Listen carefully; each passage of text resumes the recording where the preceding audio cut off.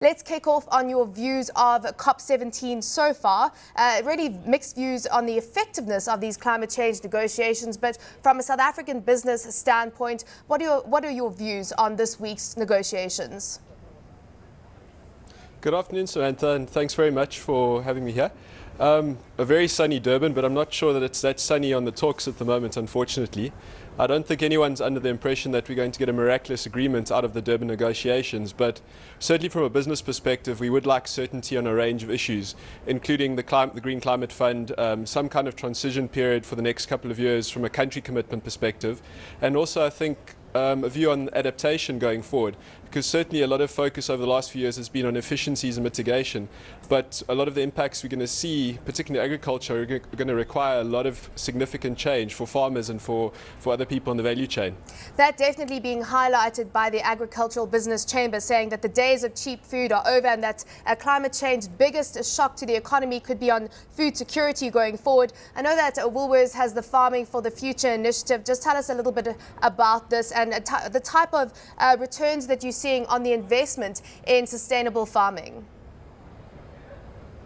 Sure, Samantha. I think first of all the context is that we source 95% of our food from South Africa, so we've got a big reliance on the agricultural sector in this country to keep getting food into the stores and onto people's plates. So we really do need to work with those farmers to make them more resilient and be able to continue producing that food over the long term. We also know that South Africa is a really water scarce country. A lot of that could be exacerbated by the effects of climate change. Particularly the western part of the country, there's a lot of predictions to get drier and also to have more extreme rain events in the western and eastern parts of the country. So working with farmers to be more efficient around how they manage their soil, their irrigation efficiency, looking at wastewater and biodiversity management as well. All of those are good business practices. They're not something that's just from an environmental perspective. And I think we're seeing really good results from it as well. Big reductions in inputs like chemicals, pesticides and fertilizers, which are really expensive for farmers, so again making a lot of good sense for them, but also big reductions in water use, improvements in soil carbon retention, the use of composting and more natural techniques, and I think all of that is creating a lot more strength and resilience in that supply chain that we're working with. There's of course cost involved in changing to these new types of farming, and also a mindset change from the farmers who traditionally are used to using those pesticides in their farming methods. What type of buy-in have you had from the farmers to this? We've had a really great level of support from the farmers because they're also seeing that all of those inputs are really expensive. So any costs of changing method is actually being offset by the reductions they're seeing in chemicals, fertilizers, pesticides, etc. And I think they're starting to see the positive impacts on their land, because at heart most farmers are stewards of our land and they really only want to look after it and care for it in the best possible way. There are of course climate change. I think we're also seeing... Yeah, do continue. Sure. I think sustainability more broadly from a business perspective as well. We're seeing really good alignment between what was sort of environmental and social issues and pure economic focus as well.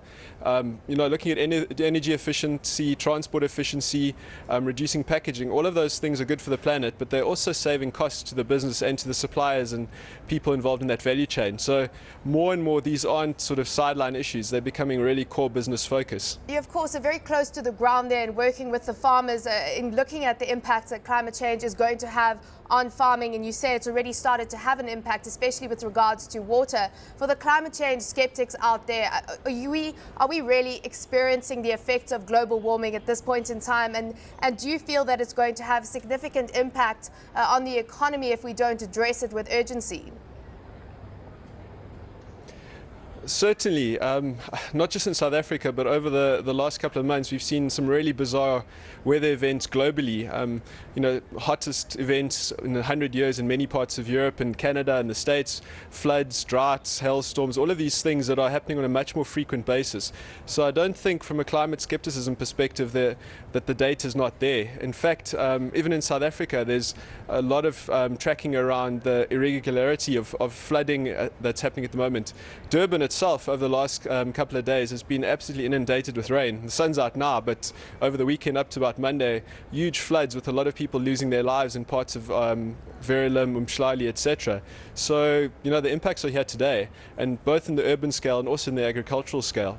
Now, Already, most of our river resources in South Africa are overutilized. So, there's no kind of buffer zone anymore. We've got to act now to try and improve the way that we manage water in particular. from an investment perspective and getting exposure to sustainable companies, you've got the Nedbank Green ETF, which was launched yesterday. You've got the fourth largest weighting on that. That's behind Nedbank, of course, Barlow World and Goldfields. Now, the focus of this ETF is showing how sustainable investment can also reap returns. Give us an idea of the type of returns that you're seeing from your investment in sustainability so far, and has it been a profitable exercise for Woolworths? No, definitely. I think one of the big values about our sustainability program, aside from the brand opportunities and engagement with our customers and suppliers, has been that we've saved probably over 100 million rand in the last 4 years from a range of sustainability projects. Looking at energy efficiency in particular, water recycling and efficiency, transport efficiency is another big one, and also things like reducing packaging, using more recycled materials into operations. And all of those come at quite a low investment cost. There's been some investment in new technology around refrigeration and lighting, but the payback periods on all of those have been 1 to 2 years at most. So I think we're seeing some incredible opportunities around it, and it's something we want to push a lot harder going forward.